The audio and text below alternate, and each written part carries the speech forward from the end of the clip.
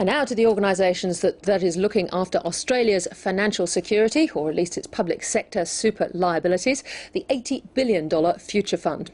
David Gonski had his first major outing since he took over as chairman of the Future Fund Board of Guardians, with a speech at the Australian Resources Conference in Perth today. His chosen subject, the expectations of a large investor.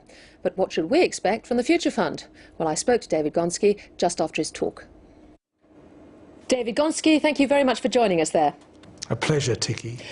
You say that as a nation we suffer from short-termism. I mean, the Future Fund's all right with its 10-year rolling returns, but it seems to me that the entire system, both on the corporate reporting side and the investment side, is actually rigged the other way. How can companies think long-term?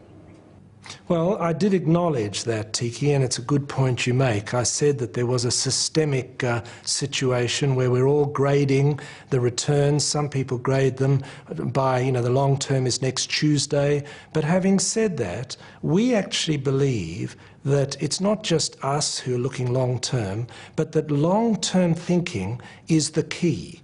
Long-term planning not only allows you to focus on great things, but it saves an awful lot of money of the short-termism of starting, stopping, changing, whatever. And we really believe this is good for all. Now, we understand the system doesn't complement that at the moment, but we're urging all stakeholders, those who gauge, those who do, those who make the investing recommendations and so on, to give a thought to this, because in the long term we could really achieve a great deal. Speaking of the long term, your portfolio targets for next year see a really big increase in tangible assets. Does this mean an increase in investment in infrastructure and agriculture in Australia next year?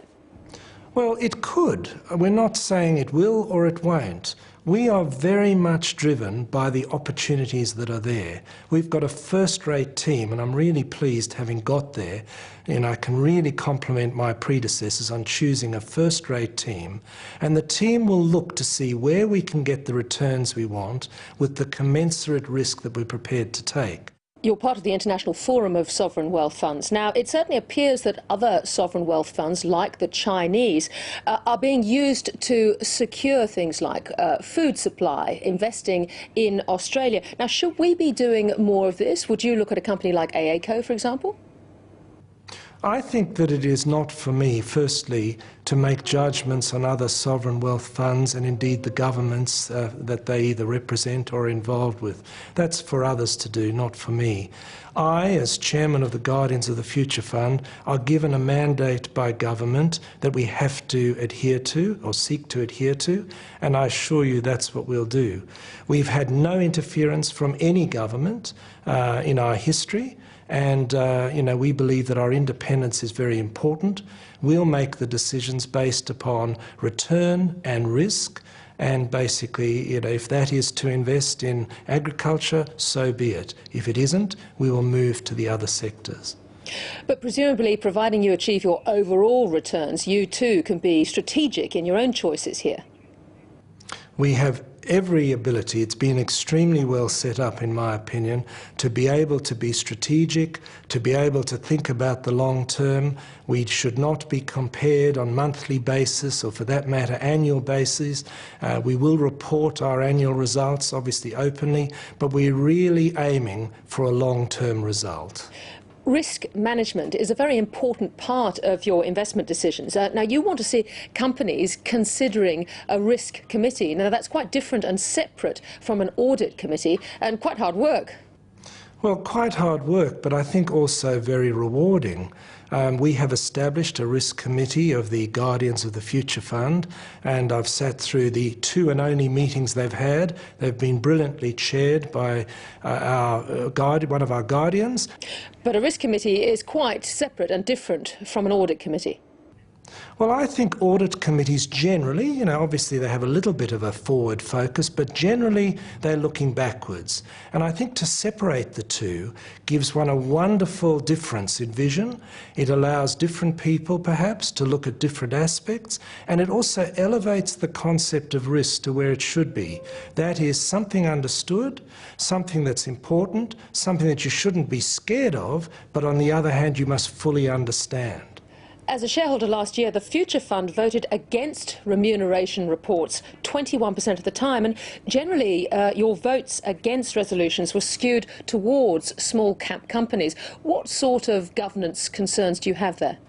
Basically, we look not to try and run the company, not to try and say that someone is earning too much money, so therefore necessarily that's a bad thing. What we're trying to do is to make sure that the returns given to those who manage are synonymous and link in to what are the returns for the capital providers, which of course are us.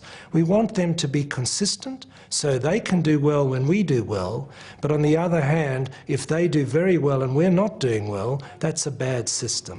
David, the fund has to use fund managers to invest, and this year you published fees including indirect cost ratios. They were huge, $1 billion for the fund this year. What does this say about the funds management industry, and how are you going to manage these costs down?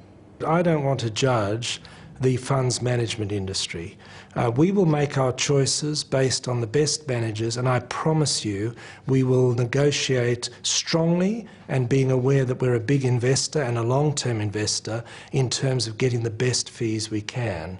I think that one should also be aware that, we could reduce the fees if we were to take on lots more staff, and then we'd have a bigger salary bill and perhaps less fees. So you've got to judge both together, and you've also got to look at what are the actual returns, what have we done.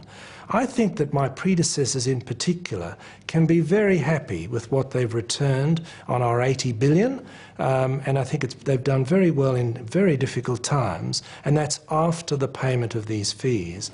David Gonski, very good to get your insight. Thank you very much. Thank you, Tiki. And you can see the full interview with David Gonski available shortly on our website. Well, the Asian century is being